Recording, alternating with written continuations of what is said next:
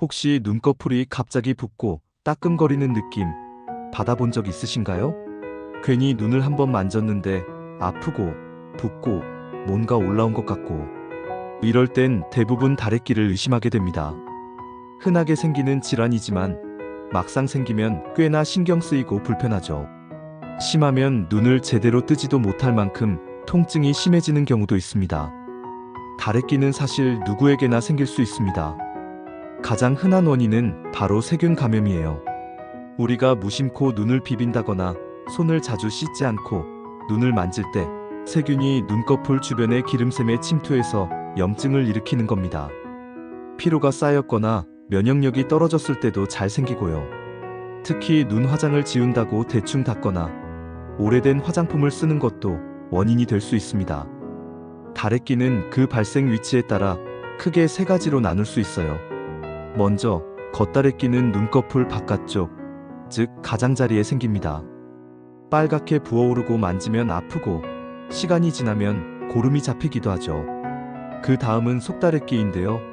이건 눈꺼풀 안쪽 깊은 곳에서 생깁니다. 겉으로는 잘 안 보이지만 안쪽 결막면을 보면 노란 농이 있을 수도 있고요. 통증도 더 깊은 느낌이에요.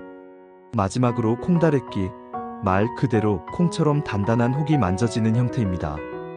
보통 통증은 없지만 오래 지속되고 염증이 동반되면 붓고 아플 수 있어요. 그럼 다래끼가 생겼을 때 어떻게 대처해야 할까요?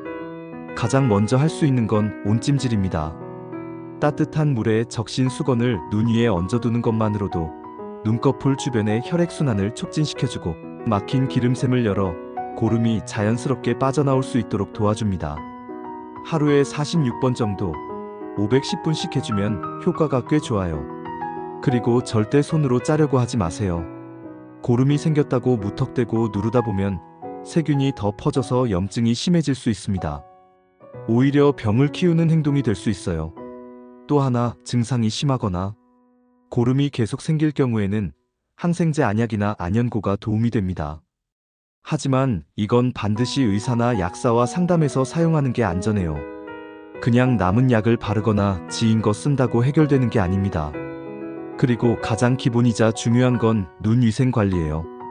평소에 화장은 꼼꼼히 지우고 눈 주변은 부드럽게 닦아내는 습관을 들이세요.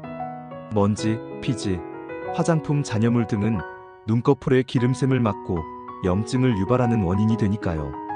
그런데 만약 자가 치료를 해도 증상이 호전되지 않는다면 병원을 꼭 가야 합니다. 일반적으로 다래끼는 23일 내에 좋아지는 경우가 많아요. 그런데 34일 이상 붓기나 통증이 계속되거나 오히려 더 심해진다면 단순한 염증이 아닐 수도 있습니다.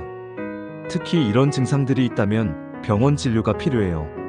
다래끼가 점점 커지고 통증이 심해질 때, 눈을 제대로 뜨기 힘들 정도로 부었을 때, 눈꺼풀 안팎에 노란 고름이 보일 때, 시야가 흐릿해지거나 발열 증상이 함께 있을 때, 얼굴 전체가 붓거나 눈꺼풀 외에 다른 부위까지 붓는다면 더욱 주의해야 합니다. 이럴 경우엔 염증이 눈 주변 조직, 즉 안화 쪽으로 번졌을 수 있고 심하면 봉화지겸 같은 합병증이 생길 수 있어요. 빠르게 병원을 방문해서 정확한 진단과 치료를 받는 게 중요합니다. 요약하자면 다래끼는 흔하고 자주 생길 수 있는 눈 질환이지만 절대 가볍게 넘길 수만은 없습니다. 예방을 위해선 손 위생과 눈 위생을 철저히 하고 생겼을 때는 온찜질 등으로 초기에 관리하는 것이 가장 중요합니다. 증상이 심하거나 오래 지속될 경우에는 망설이지 말고 병원에 방문하세요. 조금만 신경 쓰면 금방 나을 수 있는 게 다래끼입니다. 오늘부터라도 눈을 위한 작은 습관 시작해보세요.